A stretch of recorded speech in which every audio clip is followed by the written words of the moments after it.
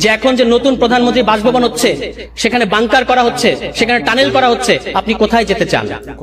আপনি কোথায় যেতে চান? সংসদে তো আপনি নির্বাক থাকেন এবং পার্লামেন্টারি ডেমোক্রেসির নামে আপনারা দেখেছেন যে স্বরাষ্ট্রমন্ত্রী তিনি ক্রীড়া বিষয়ক প্রশ্নের উত্তর দেন, স্বাস্থ্য বিষয়ক প্রশ্নের উত্তর দেন, তিনি সব্যসাচী সমস্ত বিষয়ে প্রশ্নের উত্তর দেন। শুধু নিজের মন্ত্রণালয়ের অবস্থা ওই সাবেক অন্তর্বর্তী সরকারের সাবেক স্বরাষ্ট্র উপদেষ্টার চেয়েও ব্যর্থ স্বরাষ্ট্রমন্ত্রী তিনি। দুনিয়ার সমস্ত বিষয়ে তিনি উত্তর দিচ্ছেন, শুধু নিজের মন্ত্রণালয়ের খবর নাই। গত 2 মাসে তাদের নিজেদের অন্তর কোন্দলে এই পর্যন্ত 30 জনের অধিক বিএনপি নেতাকর্মী হত্যার শিকার হয়েছে, কিন্তু তিনি বাংলাদেশকে সংবিধান পড়াচ্ছেন, যে সংবিধান আবার প্রতি পদে পদে প্রতি বাক্যে বাক্যে তিনি ভুল বলেন, বিভ্রান্তিকর তথ্য দেন। তিনি মনে করেন সংবিধানের ধারা উপধারা 115 অনুচ্ছেদ এটা আছে, 64 অনুচ্ছেদ এটা আছে, এইটা বুঝাই নাকি সংবিধান বোঝা।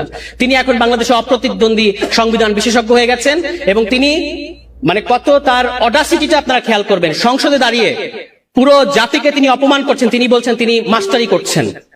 যে কোনো সভ্য গণতান্ত্রিক দেশে এর পরে তাকে আর ওই জায়গায় কথা বলতে দিত না। আপনি আমাদের সংসদ নেতাকে দেখবেন তিনি নাকি জেস্টার পলিটিক্স করেন। আমি বলেছি তিনি একজন নির্বাক চলচ্চিত্র। সংসদে তিনি গাম্ভীর্যের সাথে বসে থাকেন।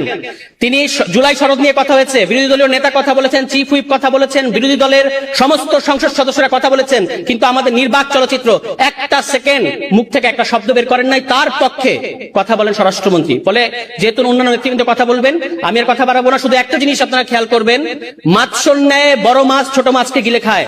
আর বিএনপির এই সংসদীয় স্বৈরতন্ত্রে ছোট রায় বড় রায়কে গিলে খেতে চাচ্ছে। কিন্তু আমরা 11 দলীয় জোট এবং বাংলাদেশের জনগণ যতদিন আছে আপনাদেরকে আমরা গণ রায়ের বিরুদ্ধে যেতে দেব না। যদি